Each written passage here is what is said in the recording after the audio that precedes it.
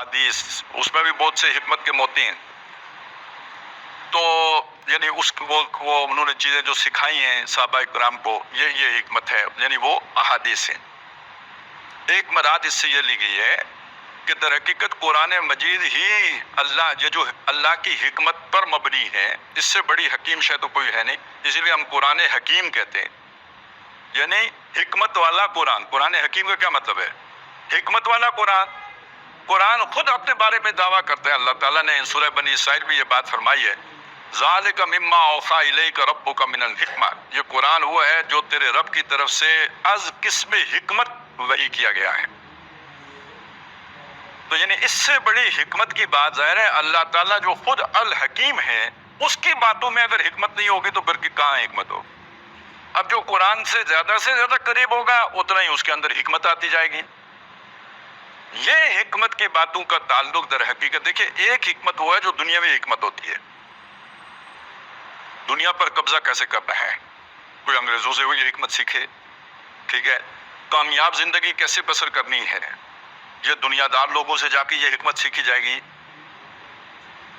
حکمت سیکھی جائے گی نا، جسے ہم اٹکل کہتے ہیں. بھئی وہ اٹکل ہمیں کیسے آئے کہ دنیا پر ہم جو ہے نا قبضہ کر لیں؟ وہ اٹکل ہمیں کیسے آئے ہم دنیا میں کامیاب انسان بن جائیں؟ تو یہ بھی بہرحال حکمت ہے، اس کے بغیر تو یہ نہیں ہوتا. تو یہ تو آئے گی آپ کو دنیا کی کامیاب اقوام کا مطالعہ کرنے سے معلوم ہوگا. اسی طرح جناب یہ کہ چالاک اور عیار لوگوں کی زندگیوں کا مطالعہ کر کے تو کوئی جو ہے نا وہ آپ کتاب کیا لکھیں گے جی، کامیاب لوگوں کے جو ہے نا اوصاف لکھیں گے، پھر باقی لوگ پڑھ کے تو ان کی نقل کرنے کی کوشش کریں گے کہ ہم بھی کامیاب ہو جائیں. یہ اصل میں ہماری بڑے جو اکیڈمیاں ہوتی ہیں جہاں پہ ہمارے آفیسرز جا کے ٹریننگ حاصل کرتے ہیں، کیا ہوتا ہے؟ کوئی کابل اکیڈمی جاتا ہے، کوئی لاہور جاتا ہے، جو ہے نا ہمارے جو بیوروکریٹوں کی جہاں تعلیم ہوتی ہے وہاں کیا ہوتا ہے؟ دنیا کے تمام بڑے لوگ ان کی حالات زندگی نکال کے ان کی جو ہے نا کریکٹرسٹکس ڈیفائن کر کے پھر وہ پڑھائے جاتے ہیں کہ بھئی آپ اپنے اندر یہ اوصاف پیدا کر لو. ان کے اندر گاڈ گفٹڈ تھے، آپ ذرا محنت و مشقت کر کے پیدا کرو اپنے اندر. یہی ہے نا، تو آپ بھی کامیاب آدمی بن جاؤ گے، آپ بھی ہٹلر بن جاؤ گے، آپ بھی جو ہے نا سکندر اعظم بن جاؤ گے. آپ کم از کم منہ تو ان کی طرح ٹیڑھا کر کے بات تو کرنا سیکھ لو. تو یہی وہ سیکھ لیتے ہیں، باقی کچھ آئے یا نہ آئے یہ لوگوں کو دبانے کا طریقہ اس طرح سیکھ لیے. تو ایک یہ حکمت ہے. ایک حکمت اور ہے، وہ حکمت ہے آپ کا ورلڈ ویو کیا ہے، آپ دنیا کو وزن کتنا دیتے ہیں، آپ سمجھتے ہیں کیا ہے دنیا کو، دنیا کے بارے میں آپ کا نقطہ نظر کیا ہے. اب یہ جو زاویہ نگاہ ہے، یہ جو نقطہ نظر ہے، یہ سب سے بڑی حکمت ہے، دانائی ہے سب سے بڑی، کہ آپ ایک سراب کو پانی سمجھ بیٹھے تھے. وہ تو آپ وہاں پہنچے تو پتہ چلا یہ پانی نہیں تھا، سراب تھا. تو جو شخص اتنا بڑا دھوکہ کھا جائے، مجھے بتائیں وہ حکیم ہو سکتا ہے؟ تو یہ جب تک آپ کو دنیا کی پہچان نہ ہو، اپنی پہچان نہ ہو، اللہ کی پہچان نہ ہو، آپ کون سے حکیم ہیں؟ ساری زندگی تو آپ دنیا کے پیچھے چلتے رہیں گے. آنکھ بند ہوگی، تو پتہ چلے گا کہ جناب وہ یہ تو سارا کچھ ضائع ہو گیا. حکیم صاحب دنیا کے اعتبار سے بڑے حکیم تھے، لیکن یہ کہ آخرت کے اعتبار سے زیرو.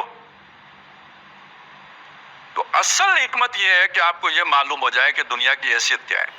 یہ میرے والدین ہیں تو کتنا ساتھ ہے میرا ان کے ساتھ. یہ میری بیوی ہے، میری زندہ لائف پارٹنر ہے، شریک حیات ہے، لیکن کب تک ہے؟ یہ میری آل اولاد ہے، مجھے ان سے خود محبت ہے، لیکن تابع کے کہاں تک؟ آخر وہ دن آنا ہے، یوم یفر المرء من اخیہ وامہ وابیہ وصاحبتہ وبنیہ. وہ دن کہ جس دن بھاگے گا ایک فرد، اپنے باپ سے بھی بھاگے گا، اپنے بیٹے سے بھی بھاگے گا، اپنی بیوی سے بھی بھاگے گا، رشتہ داروں سے بھی بھاگے گا.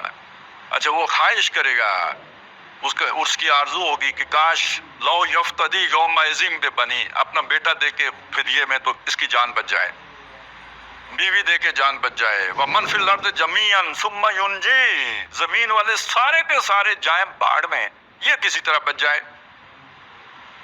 اب ایک بندہ یہ جانتا ہے سارا، تو اب وہ دنیا میں جو اس کے تعلقات کی نوعیت ہوگی اگر اسی طرح ہے جیسے وہ پہلے والے لوگوں کی ہے، تو اس کا مطلب یہ جانتا وانتا کچھ بھی نہیں ہے. اصل حکمت تو یہ ہے کہ آپ اس دنیا کے بارے میں صحیح نقطہ نظر قائم کر لیں. یہ وہ حکمت تھی جو لقمان کو دی گئی تھی، وَلَقَدْ آتَيْنَا لُقْمَانَ الْحِكْمَةَ أَنِ اشْكُرْ لِلَّهِ۔ اس حکمت کے نتیجے میں بندہ اللہ کا شکر گزار بن جاتا ہے، جس کے اندر یہ شکر گزاری شاکرن لِأَنْعُمِهِ، اللہ کی نعمتوں کی قدر جس کے اندر آ گئی، یہ ہے جو جس کو حکمت دی گئی۔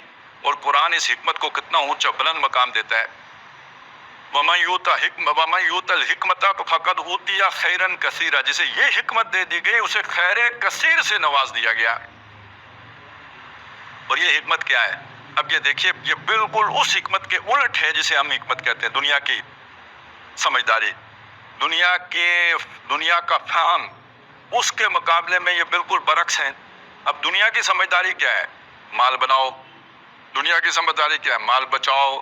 دنیا کی سمجھداری کیا ہے؟ اپنا انفلوئنس بڑھاؤ، تعلقات بڑھاؤ، پتہ لگے جی آپ کے تو فلانے وزیر سے بھی تعلقات ہیں، فلانے مشیر سے بھی تعلقات ہیں، فلانے تھانے دار سے بھی تعلقات ہیں، تحصیلدار سے بڑے تعلقات، یہ بڑا کامیاب آدمی ہے۔ یہ جو ابھی ہم نے دوسری حکمت سمجھی، اس کا نتیجہ کیا نکلے گا؟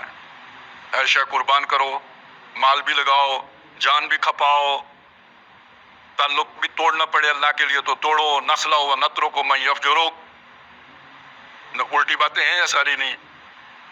دنیا کے اعتبار سے دیکھیں، جو کچھ ابراہیم علیہ السلام نے کیا، آپ کو ایک بات بھی عقل کی نہیں معلوم ہوگی۔ بھئی آگ جل رہی ہو، کوئی چھلانگ لگا دے، آپ کہیں گے عقل کی بات ہے۔ بیٹے کی گردن پہ چھری چلا دے، بھئی خواب دیکھا ہے میں نے بیٹے کو ذبح کرتے ہوئے، میں نے یہ کام کرنا ہے، بیٹا بھی کہتا ہے ٹھیک ہے ابا جی آپ کریں یہ کام، اللہ نے حکم دیا ہے۔ کوئی عقل کی بات آپ کو لگے گی؟ اپنی بیوی کو شیرخوار بچے سے بے آب و گیا جگہ پہ چھوڑ دینا، جہاں گھاس کا تنکا بھی نہیں ہے، پانی کا ذرہ بھی نہیں ہے، ایک بوند پانی نہیں ہے، چھوڑ کے چلے جانا،